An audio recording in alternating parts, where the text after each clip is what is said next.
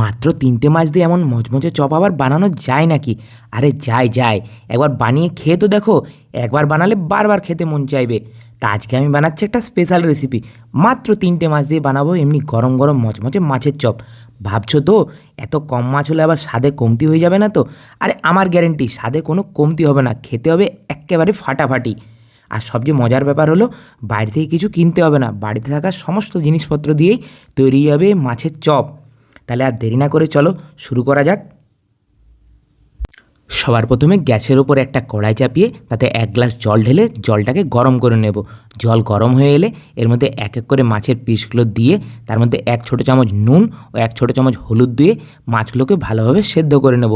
আমি এখানে রুই মাছ নিয়েছিলাম, তুমি চাইলে কাতলা, ভেটকি অন্য যে কোনো মাছ নিতেই পারো। মাছগুলো সেদ্ধ হয়ে গেলে মাছগুলোকে বার করে নেব। এরপর হাত দিয়ে মাছের এক একটা কাঁটাকে খুবই ভালোভাবে বেছে নেব। এই প্রসেসটা কিন্তু খুবই ইম্পর্ট্যান্ট, কারণ মাছের যদি একটা কাঁটাও থেকে যায় তাহলে আমরা যখন মাছের চপটা খাবো আর ঠিক সেই সময় যদি মাছের কাঁটাটা গলায় ফুটে যায় তাহলে মাছের চপ খাওয়ার আনন্দটা কিন্তু একেবারে মাটি হয়ে যাবে। এরপর কড়াইতে ২ চামচ মতন সর্ষের তেল গরম করে তাতে ১ ছোটো চামচ গোটা জিরে ফোড়ন হিসাবে দিয়ে দেবো। জিরে ফুটে উঠলে তাতে একটা মিডিয়াম সাইজের কুচনো পেঁয়াজ দিয়ে পেঁয়াজগুলোকে খুবই ভালোভাবে লাল লাল করে ভেজে নেব। এবার এর মধ্যে ৪ থেকে ৫টা মিডিয়াম সাইজের রসুনের কোয়া, হাফ ইঞ্চি আদা এবং ৪ থেকে ৫টা কাঁচা লঙ্কা দিয়ে পেস্ট বানিয়ে এর মধ্যে দিয়ে দেবো এবং ২ থেকে ৩ মিনিট ভালোভাবে কষে নেব। আদা এবং রসুনের কাঁচা গন্ধটা চলে গেলে এর মধ্যে কাঁটা ছাড়ানো সেদ্ধ করা মাছের পেস্টটা দিয়ে একে আরও ভালোভাবে ৩ থেকে ৪ মিনিট কুক করে নেব।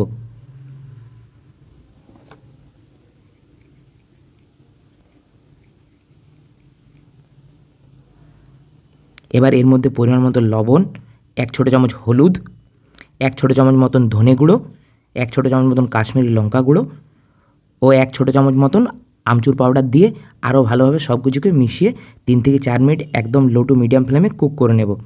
এবার এর মধ্যে আগে থেকে সেদ্ধ করে রাখা একটা মিডিয়াম সাইজের আলু হাত দিয়ে ভেঙে এর মধ্যে দিয়ে দেবো এবং এই আলুটাকে মশলার মধ্যে খুবই ভালোভাবে মিক্স করে নেব। আলু দেওয়ার ফলে আমাদের মশলার বাইন্ডিংটা খুবই ভালো হবে এবং এর পরিমাণটা একটু তো বাড়বেই, তার সাথে এর টেস্টটাও খুবই ভালো হবে। এরপর সবশেষে এর মধ্যে ১ চামচ মতন গরম মশলার গুঁড়ো এবং ফ্রেশলি কাটা ধনেপাতা দিয়ে মশলাটাকে ঠান্ডা হতে রেখে দেবো। মশলাটা ঠান্ডা হয়ে গেলে হাত দিয়ে অল্প মতন মশলা নিয়ে তোমার নিজের মনের মতো যে কোনো সাইজের শেপ দিয়ে নেবে। আমি এখানে নর্মাল শেপ দিয়েছি, লম্বা মতন অনেকটা দেখতে ল্যাংচার মতো। তুমি চাইলে গোল মতন কিংবা চ্যাপ্টা মতন চপেরও শেপ দিতেই পারো। এরপর একটা ছোট্ট বাটিতে একটা ডিম ফাটিয়ে নেব এবং এর মধ্যে অল্প মতন গোলমরিচ গুঁড়ো এবং সামান্য পরিমাণ লবণ দিয়ে সব কিছুকে ভালোভাবে মিক্স করে নেব। এরপর একটা চপের মশলা নিয়ে এটাকে সবার প্রথমে ডিমের মধ্যে চুবিয়ে নিয়ে এটাকে ব্রেড ক্রামের মধ্যে দিয়ে হাত দিয়ে খুবই ভালোভাবে কোট করে নেব। এরপর ব্রেড ক্রামে একবার কোট করার পর এই চপটাকে নিয়ে আবারও ডিমের মধ্যে দিয়ে আবারও ব্রেড ক্রামে দিয়ে ভালোভাবে সেকেন্ড কোট করে নেব।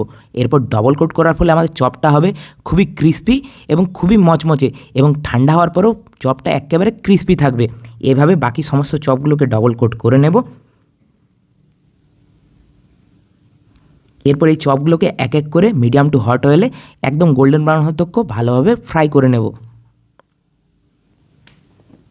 তো দেখো কত সহজে তৈরি হয়ে গেলো এই গরম গরম মচমচে মাছের চপ। মাত্র ৩টে মাছ দিয়ে বানানো গেলো এমন এক অসাধারণ জল খাবার যেটা কিনা বিকেলে চায়ের সাথে হবে একেবারে পারফেক্ট কম্বো। আর তুমি বাড়িতে এটা কিন্তু বানিয়ে দেখো আর খেয়ে দেখলে বুঝবে এটার স্বাদ কত সুন্দর।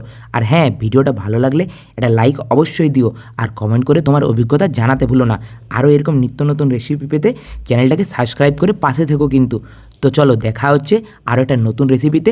ততদিন তক খিদে থাকুক এবং খাবারের প্রতি ভালোবাসা আরও আরও আরও বাড়তে থাকুক।